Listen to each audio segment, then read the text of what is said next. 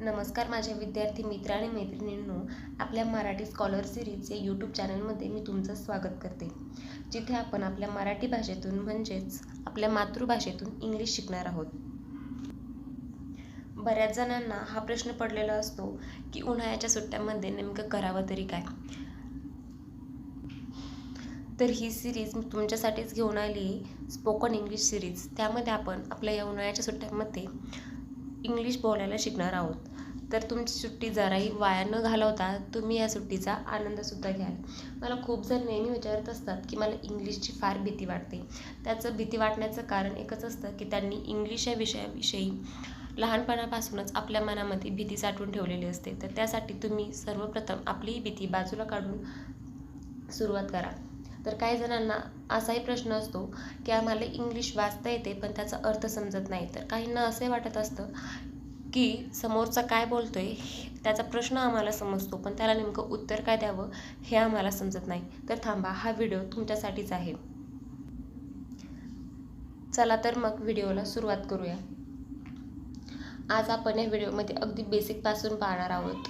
म्हणजेच काय, तर बऱ्याच जणांना ॲम कधी वापरायचं, इज कधी वापरायचं, आर कधी वापरायचं हे बेसिकच माहिती नसतं. आणि हे बेसिकच माहिती नसेल तर पुढे जाण्यात काही अर्थ नाही आहे, कारण ही पूर्ण इंग्लिश या वर्डवर अवलंबून आहे. तर आपण टू बीचा वापर बघू. टू बी म्हणजे असणे आणि ॲम, इज, आर हे टू बीचेच रूप आहेत. ॲम, इज आणि आर ह्या तिन्ही शब्दांचा अर्थ हा आहे होतो, पण ते वापरले मात्र वेगवेगळ्या शब्दांसोबत जातात.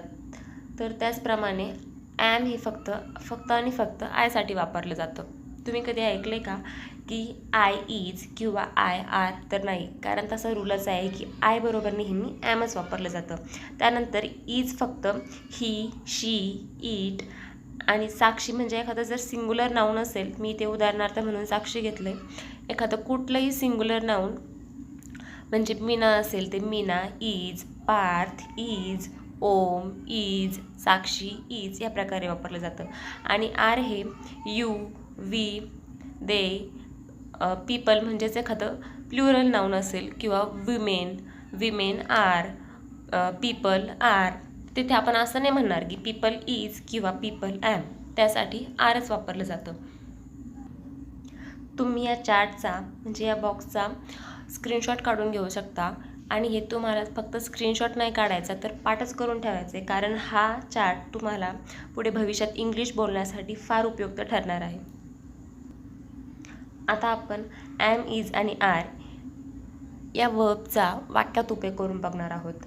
आय ॲम अ टीचर म्हणजे मी शिक्षक आहे. आणि याचं जर आपल्याला निगेटिव्ह करायचं असेल तर ॲम नंतर नॉट वापरायचं, म्हणजेच I am not a teacher म्हणजे मी शिक्षक नाही आहे. आणि याचा जर आपल्याला प्रश्न बनवायचा असेल तर आय आणि ॲमच्या जागा चेंज करायच्या, म्हणजेच ॲम आय अ टीचर म्हणजे मी टीचर आहे का, म्हणजेच मी शिक्षक आहे का.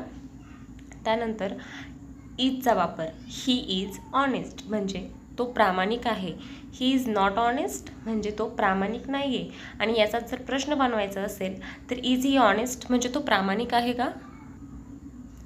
त्यानंतर आरचा उपयोग. यू आर अ बॉय म्हणजे तू मुलगा आहे. त्याचा जर निगेटिव्ह करायचं असेल तर you are not a boy म्हणजे तू मुलगा नाही आहे. आणि जर त्याचा जर प्रश्न बनवायचा असेल तर आर यू अ बॉय म्हणजे तू मुलगा आहे का. या प्रकारे आपण ॲम, इज आणि आर यांचा वापर शिकलेलो आहोत. शी इज अ गर्ल, त्याच्यानंतर इट इज अ कॅट म्हणजे ती मांजर आहे. इटचा उपयोग पशु पक्षी किंवा एखादी निर्जीव वस्तू असेल तर त्यासाठी केला जातो. शीचा उपयोग एखादी तृतीय पुरुषी एकवचनी जर स्त्री असेल तर त्यासाठी केला जातो. आणि हीचा उपयोग तृतीय पुरुषी एकवचनी जर पुरुष असेल तर त्यासाठी केला जातो. त्याचबरोबर यूचा उपयोग हा एकवचनी यू म्हणजे एखादा एकवचनी माणूस जर असेल त्याला जर आपल्याला समोरच्याला प्रश्न विचारायचा असेल तर त्यावेळेस पण आपण यूचा उपयोग करू शकतो. आणि जर अनेक जण समोर असतील म्हणजे यू आर स्टुडंट्स म्हणजे अनेक जणांना अनेकवचनी म्हणून सुद्धा यूचा उपयोग करता येतो.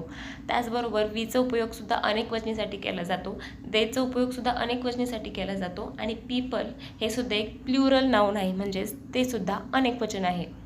यावरून तुम्हाला असे समजले असेल की आरचा उपयोग हा अनेकवचनी कर्त्यांसाठी केला जातो आणि इजचा उपयोग हा एकवचनी कर्त्यांसाठी केला जातो. तसेच ॲमचा उपयोग हा फक्त आणि फक्त आयसाठीच केला जातो. तर कसा वाटला तुम्हाला हा व्हिडिओ आणि माझी इंग्लिश शिकवण्याची पद्धत कमेंट करून नक्की सांगा. आणि टू हॅवचा उपयोग आपण पुढच्या व्हिडिओमध्ये बघणार आहोत. त्यासाठी आत्ताच आपल्या चॅनलला सबस्क्राईब करून घ्या म्हणजेच आणि बेल आयकॉनवर प्रेस करून ऑल नोटिफिकेशनवर क्लिक करा, कारण यापुढे मी जेव्हा व्हिडिओ बनवेल तर त्यासाठी तुम्हाला नोटिफिकेशन हे सर्वात अगोदर मिळेल आणि तुम्हाला सर्व स्पोकन इंग्लिश सिरीजचे व्हिडिओ बघायला मिळतील. त्याचबरोबर तुम्हाला माझी इंग्लिश शिकवण्याची पद्धत कशी वाटली हे सुद्धा कमेंट करून नक्की सांगा.